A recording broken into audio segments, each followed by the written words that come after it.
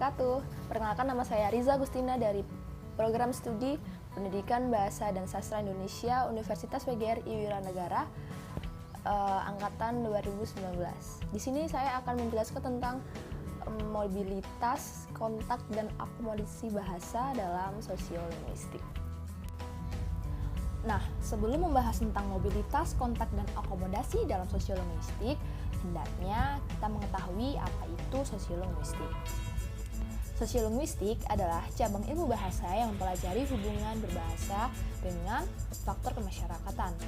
Nah, masyarakat di sini itu bersifat heterogen ya, karena orang-orang selalu menggunakan bahasa yang beragam, baik dilihat dari usia, status pendidikan, jenis kelamin, pekerjaan, dan lain sebagainya. Kemudian, berbicara tentang identitas, kapan kita berbicara, di mana kita berbicara, dan dengan tujuan apa kita berbicara, inilah yang menjadi faktor yang menciptakan variasi berbahasa di dalam masyarakat. Mobilitas pada umumnya terbagi menjadi dua, yakni mobilitas geografis yang mengacu pada perpindahan tempat tinggal, entah itu dalam rangka menetap atau hanya sekedar singgah, dan mobilitas sosial yang mengacu pada gejala perpindahan status sosial satu ke status sosial yang lain. Nah, dalam sosiolinguistik, mobilitas yang lebih diperhatikan adalah mobilitas sosialnya. Misal, dari struktur pekerjaan yang menyediakan lapangan kerja tingkat bawah hingga tingkat atas, atau juga bisa karena perbedaan tingkat kematian dan kelahiran yang dapat memicu perpindahan status sosial. Pada dasarnya, tiap manusia ingin memperoleh status dan penghasilan yang lebih tinggi daripada orang tuanya atau orang lain. Semua orang pasti menginginkan kehidupan layak dan cukup, bahkan mungkin bisa saja lebih kan? Sama seperti kita menanyakan cita-cita kepada orang lain. Nah, rata-rata mereka akan menjawab pada status yang mempunyai cap atau konotasi pada kehidupan atau penghasilan yang baik. Misal, kamu cita-citanya apa? Dia bilang, aku mau jadi pilot. Tidak mungkin dia akan bilang, aku mau jadi pengemis gitu kan. Nah, namun impian, harapan, atau cita-cita tersebut berhasil atau bahkan sama sekali gagal tergantung pada proses perjalanannya nanti. Mobilitas sosial ini dibagi menjadi dua, yakni mobilitas sosial horizontal dan mobilitas sosial vertikal. Mobilitas sosial horizontal ditandai dengan perpindahan antar status dalam strata atau kedudukan sosial yang sama. Jadi, dalam mobilitas ini tidak ada perubahan kedudukan dalam derajat kehidupan seseorang. Mobilitas sosial ini dibagi menjadi dua, yakni mobilitas sosial horizontal dan mobilitas sosial vertikal. Nah, mobilitas sosial horizontal ini ditandai dengan perpindahan antar status dalam strata atau kedudukan sosial yang sama. Jadi, dalam mobilitas ini tidak ada perubahan kedudukan dalam derajat kedudukan seseorang. Misalnya, seorang guru honorer dengan guru PNS atau guru tetap. Stratanya sama-sama guru. Tidak ada yang lebih tinggi, cuman beda di gaji aja. Nah, sedangkan mobilitas sosial vertikal itu ditandai dengan naik turunnya strata sosial seseorang. Mobilitas ini dapat dibagi juga menjadi social dimbing, yaitu status sosial naik, dan social sinking, yaitu status sosial turun. Nah, social dimbing ini dicontohkan sebagai seperti petani yang dapat keuntungan besar terus akhirnya jadi orang kaya. Sedang social sinking contohnya seperti konglomerat yang bangkrut dan akhirnya menjadi miskin. Dalam modulnya Profesor Abdul Syukur, Hakikat Sosiolinguistik kalau tidak salah judulnya, itu menambahkan satu macam mobilitas sosial lagi, yakni mobilitas sosial berdasarkan hubungan generasi atau keturunan. Contohnya seperti seorang anak yang dari keluarga kurang mampu menikah dengan anak yang berasal dari orang kaya atau orang yang terpandang. Nah, hal tersebut secara spontan mengubah image atau pandangan orang terhadap anak itu. Begitupun sebaliknya. Dari mobilitas ini juga mempengaruhi kebahasaan. Ambil saja contoh cara berbahasa seorang presiden dengan cara berbahasa seorang pedagang. Seandainya strata sosial mereka dibalik, maka akan terjadi perubahan kemampuan berbahasa yang cukup signifikan. Bisa kita lihat contohnya pada video berikut ini.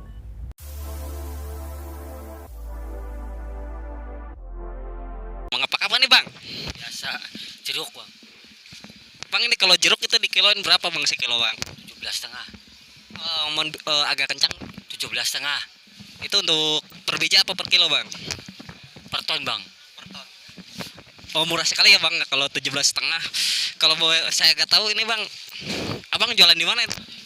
Pasar Rebo. Pasar Rebo bukannya dekatnya hari Kamis ya? Itu hari Rabu Bang.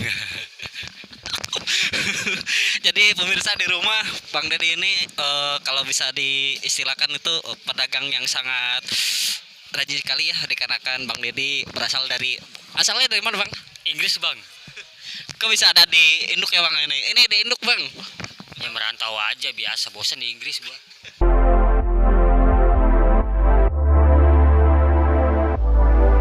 Kita undang sekali lagi dan kita sambut Presiden Republik Indonesia, Bapak Insinyur Haji Joko Widodo.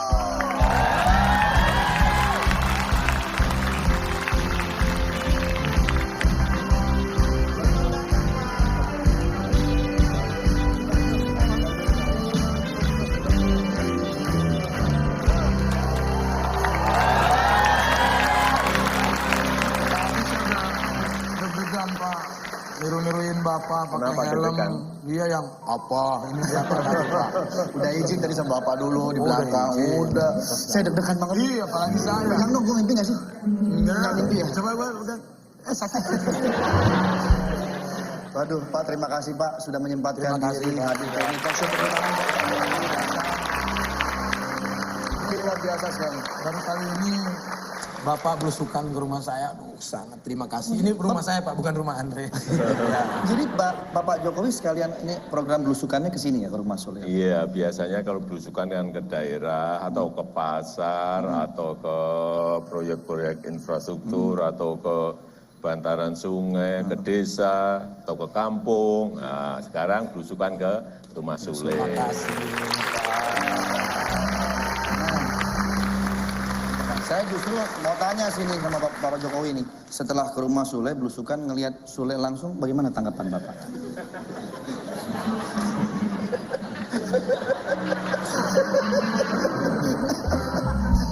Bagaimana Pak? Sebelumnya saya bayangin Mas Sule itu ganteng. Nah, ini nih.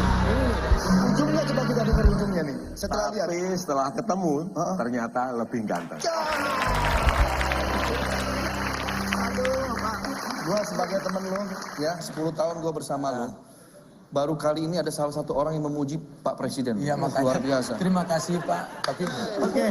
Nek, Iya. tadi kenapa lu berpakaian seperti Bapak waktu di Iya, video? minta maaf nih Pak. Sebetulnya saya tuh dandan begitu karena terkesima dengan tayangan video waktu Bapak naik motor menuju GBK itu menurut saya luar biasa. Iya. Sampai jumping begitu. Jumping, ya.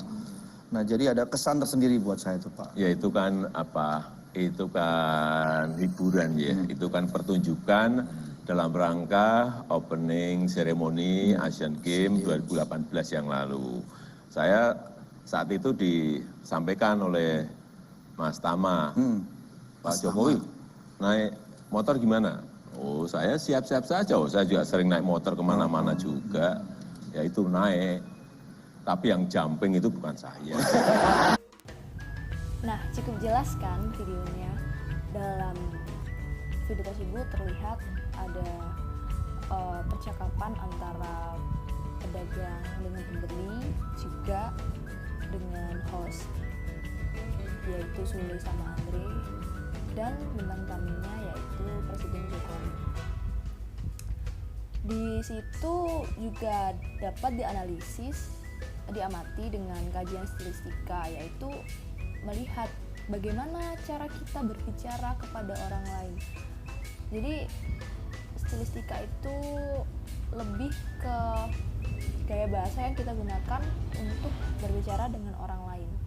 Jadi semuanya itu tergantung sama kita berbicara sama siapa. Kalau tadi kan pembeli sama pedagang, mereka gaya bahasanya santai. Kenapa? Karena biar akrab gitu kan, biar menarik pembeli juga.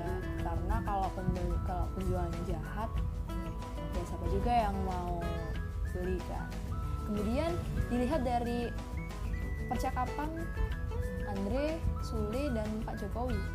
Nah, Andre dan Sule bicaranya lo gue. Tapi saat mereka bicara dengan Pak Jokowi, mereka akan lebih hormat daripada saat Sule dan Andre bercengkrama satu sama lain gitu. Dalam kajian sosiolinguistik juga itu terlihat kan bedanya strata mereka. Makanya Pak Jokowi cuman mesam-mesam karena ya pengaruh strata itu juga, dia juga harus menjaga image-nya agar terlihat berwibawa gitu. Oke, selanjutnya kita membahas tentang kontak bahasa. Nah, kontak bahasa ini mengacu pada interaksi bahasa yang dilakukan. Misalnya, ada orang Medan yang pindah ke Jawa Timur, kemudian ya dia kan mau tidak mau harus belajar bahasa Jawa karena setiap hari ia akan harus terus menerus bertemu dengan orang Jawa dan berinteraksi dengan mereka. Nah, dengan adanya kontak yang terjalin ini pasti akan memengaruhi kebahasaannya. Penggunaan bahasa ini tidak menuntut penutur untuk berbicara dengan lancar, tapi terjadinya komunikasi antar penutur dua bahasa ini yang berbeda ini sudah dikategorikan sebagai peristiwa kontak bahasa. Begitu. Kemudian Thomason pada tahun 2001 juga menjelaskan faktor-faktor terjadinya kontak bahasa, diantaranya adalah yang pertama adanya dua kelompok yang berpindah ke tempat atau daerah yang tidak berpenghuni. Kemudian mereka bertemu di sana dan berinteraksi. Yang kedua adalah perpindahan satu kelompok ke wilayah kelompok lain, kayak transmigrasi gitu. Kayak contoh yang pertama ya. Kemudian adanya praktek pertukaran buruh secara paksa. Yang keempat, adanya hubungan budaya yang dekat antar sesama tetangga lama. Yang kelima, adanya pendidikan atau kontak belajar. Nah, kontak bahasa ini dapat terjadi karena masyarakat terbuka terhadap masyarakat yang berbeda dengan mereka. Makanya lebih gampang gitu masuknya kan. Akibat dari hal tersebut terciptalah masyarakat yang tidak monolingual atau bisa satu bahasa aja. Nah, kontak bahasa juga dapat terjadi karena desakan yang biasanya terjadi di area perdagangan. Contohnya, interaksi antar turis mancanegara dengan salah satu pedagang di tempat pariwisata Pulau Bali. Kan mau tidak mau mereka harus mempelajari bahasa yang digunakan oleh turis tersebut. Atau sebaliknya. Kenapa? Karena kalau nggak begitu perdagangan mereka nggak bakal laku dan turisnya nggak bisa beli apa yang mereka mau gitu. Kemudian akibatnya terjadilah 5 peristiwa akibat kontak bahasa, yaitu kedwibahasaan, alih kode, campur kode, interferensi, dan integrasi bahasa. Kita bisa lihat contoh seperti Sandy Dahiin, YouTuber. Dia itu awalnya kan bukan orang Indonesia. Dia adalah orang Korea yang pindah ke Indonesia gitu kan. Kan dia mau tidak mau harus belajar bahasa Indonesia. Itu juga seperti siapa yang satunya itu Korea Ramit atau Hansol. Pasti kalian juga tahu siapa Hansol itu. Dia juga asli orang Korea, Katap. Namun karena desakan perekonomian akhirnya dia pindah ke Indonesia dan memutuskan untuk menetap di Malang selama 16 tahun. Dia bahkan tidak bisa berbicara bahasa Korea secara lancar karena memang dari kecil dia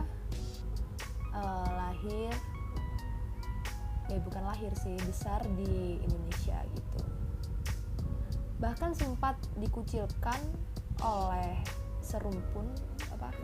masyarakat yang serumpun dengannya, yang kebetulan memang meskipun mereka tinggal di Indonesia tapi mereka menggunakan bahasa Korea sebagai bahasa sehari-hari. Namun keluarga Hansol ya tidak apa-apa menggunakan bahasa Malang, daerah Malang atau Jawa untuk mempermudah interaksi mereka dengan masyarakat pribumi. Setelah melihat video contohnya tadi, kita akan membahas akomodasi.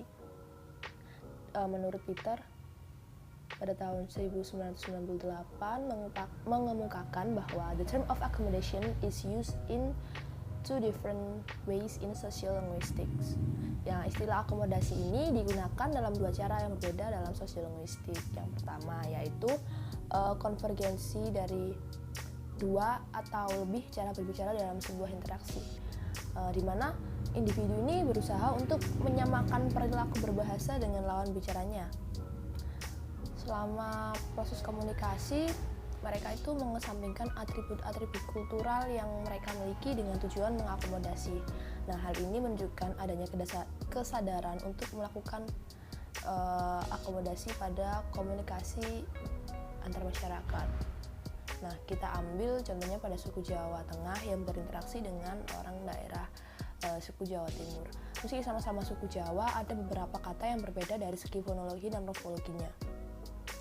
Mereka akan menyesuaikan cara bicara mereka agar dapat dimengerti satu sama lain dan menciptakan interaksi berbahasa. Hal ini disebut dengan kontak dialek. Contohnya bisa dengan kata mari di bahasa Jawa Tengah yang artinya sembuh dari sakit. Nah, sedangkan di Jawa Timur artinya sudah. Juga gedang di Jawa artinya pisang dan di Sunda artinya pepaya. Saat kita berbicara dengan orang Sunda, pastikan kita menyesuaikan bahasa yang akan digunakan untuk merespon dan menyesuaikan diri dengan mereka. Atau bisa juga kayak misal kita berbicara dengan orang Jawa yang Jawanya Jawa Tengah itu biasanya agak halus ya daripada Jawa Timur. Biasanya kita ngomongnya juga lebih bisa terkontrol karena memang Jawa Timur ini logatnya agak keras karena memang pencampuran dari Madura juga gitu. Yang kedua ini mengacu pada apa yang terkadang disebut dengan akomodasi dialek jangka panjang. Konvergensi yang mungkin terjadi pada penutur yang mengubah tempat tinggal mereka kurang lebih secara permanen dalam wilayah bahasa yang sama. Jenis ini biasanya bermigrasi internal dan berikutnya kontak dialek antara varietas yang dibawa dan diucapkan di daerah penerima dapat menyebabkan perubahan yang permanen dalam kebiasaan bicara kelompok imigran. Bisa kita ambil contoh lagi etnis Batak yang berpindah ke daerah suku Jawa. Kedua etnis ini memiliki perbedaan faktor yang mendorong mereka untuk melakukan akomodasi. Nah, etnis Jawa mengakomodasi karena dorongan kultural, sedangkan etnis Batak mengakomodasi agar diterima di daerah tersebut.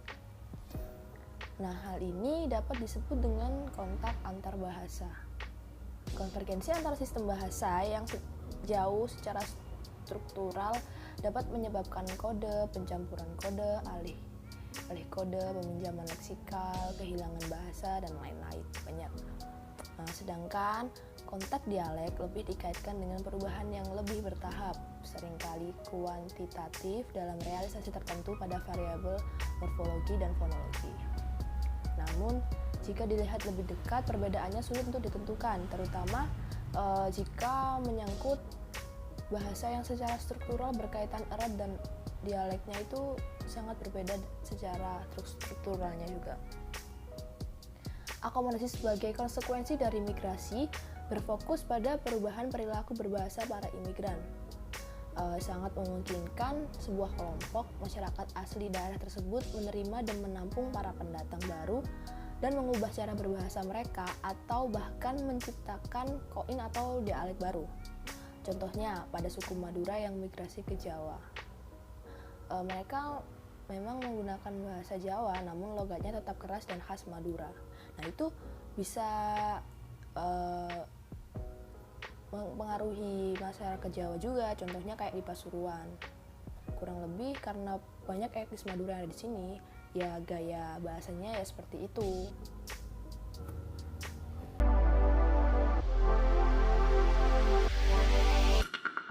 Kita bakalan yoga, have girls day, and take her around to some of my favorite places. Jadi, hope you guys enjoy. Dan mari kita ke flying yoga dan ketemuan sama Alexa. Oke guys, sekarang kita ada di On The J. Ini adalah langganan aku untuk flying yoga, and we are with Alexa. Hi. So, are you excited to do flying yoga? I am so excited. I've been waiting for this day to come. I know, we've been talking about it for a while too. So yeah, this place apparently there like several celebrities also came. So I think one of them is a member from Icon too. So yeah, let's go in. Let's go. 골반이 허리를 세워서 어깨 긴장 툭, 눈을 감은 상태에서 호흡을 편안하게 이어가 볼게요. 숨을 깊게 들어 마시는 호흡에 척추가 바르게 설 거고, 내쉬는 호흡에 어깨 긴장, 골반의 긴장 천천히 풀어내 봅니다.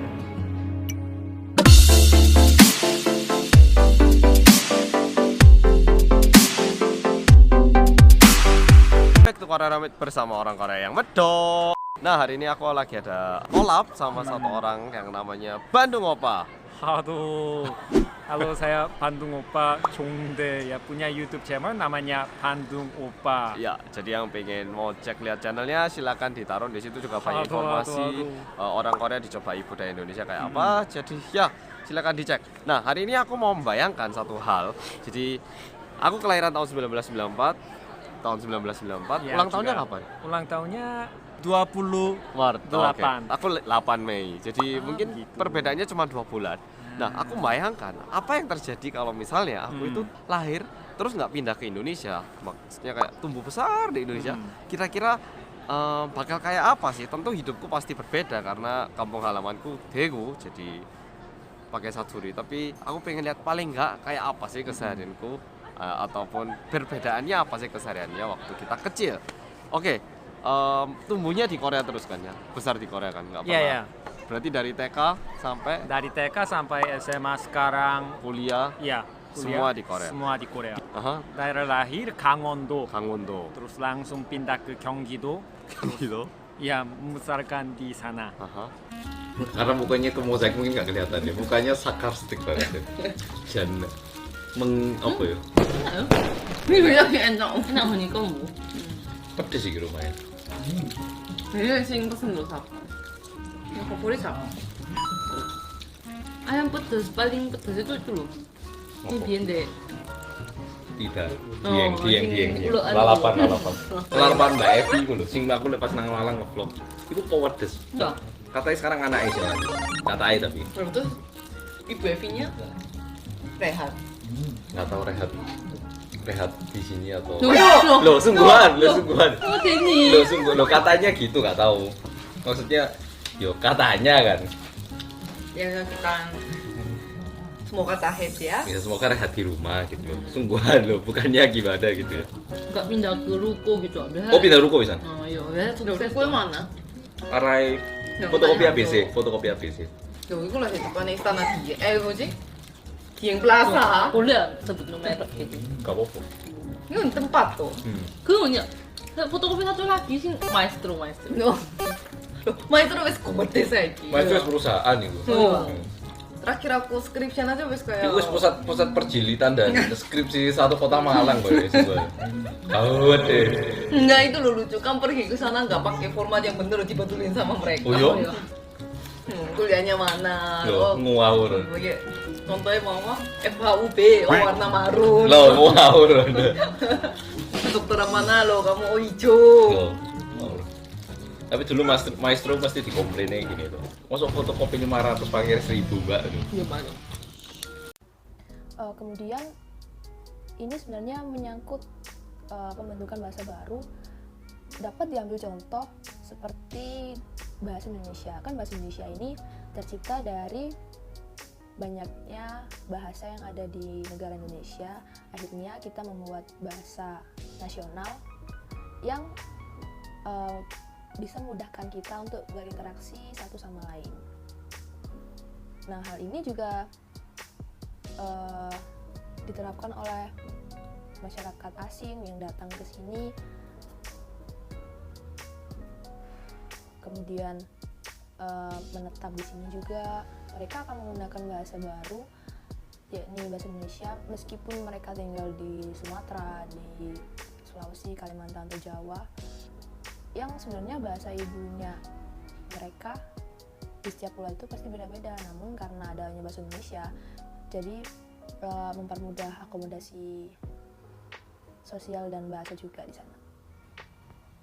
Kemudian mengenai hal ini, seperti di videonya Korea Romik dan Sanda Hein, dalam kajian stilistika mungkin mereka ini tetap menggunakan campuran bahasa tersebut, karena memang mereka ingin karena mereka kan terkenalnya ada di Indonesia kan.